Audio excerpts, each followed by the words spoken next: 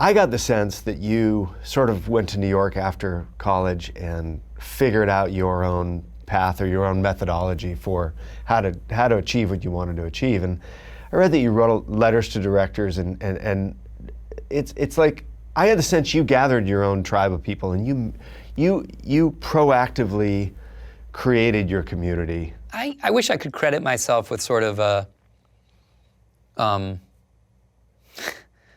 I keep talking about Dylan, but I always, like when you watch those old things of Dylan, he's in his early 20s and he's like, he's got this density. He's got this like, I know who I am, I know what I'm doing, you want me to pick it apart, I ain't gonna do it.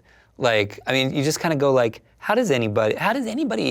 How do they come fully formed? How do they come fully formed? Yeah. And I wish I could say like, yes, but no, I think you cobble together your own sense of like, the way you want to approach things, partly from, I mean, I always say to younger, when I'm talking to actors or young filmmakers or anybody, I'm always like, just don't be an ignoramus. Like, you have to know, if you gotta read and watch and listen widely, and when you find the stuff that speaks to you, you gotta dig in and figure out how the hell that got done and what the real story is behind it. You've got to actually investigate the truth of what went on in these things, because you can say, oh, this work, moves me or inspires me, but if you're trying to do the work, then you've done like, you don't know what you need to know about that thing. So would you do that when you were in your early 20s? Hell yes. I remember remember the books like Scorsese on Scorsese, yes. or yes. There was that series called Projections. Like, I was obsessed with those. Because to me, anything you could find that took apart, like what was the nitty gritty on how there was this like Ralph Rosenblum, the great film editor, wrote this book called When the Shooting Stops, ... the Cutting Begins, you know what I mean? And he cut like Annie Hall, Mel Brooks movies, like many, many great ones, right?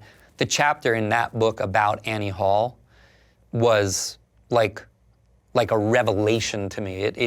Because Annie Hall, you would look at Annie Hall and you go, fully formed. Like, this is a person at the peak of his powers, doing anything he wants to do, cartoons, turning to the camera, talking to the thing, telling a nonlinear story, doing this stuff, and blah, blah, blah, blah, blah. Yeah. And you're just like, oh my God, like, will I ever have the developed musculature to just go, there it is. And then you read that book about the making of that film, and it's like the yin to the yang. It is nothing to do with what you thought.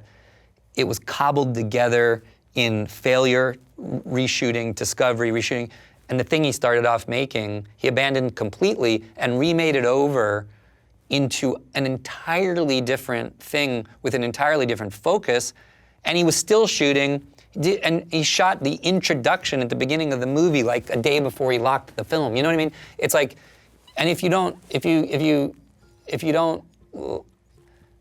make like understanding how things get done part of your early process, you can't figure out really how to even begin to approach it. Hey folks, thanks for watching. If you like what you just saw, then why not subscribe? Click right here for lots more off camera. And if you want to see the hour-long version of these conversations, I'm going to give you the secret link. Here it is, offcamera.com. Check it out.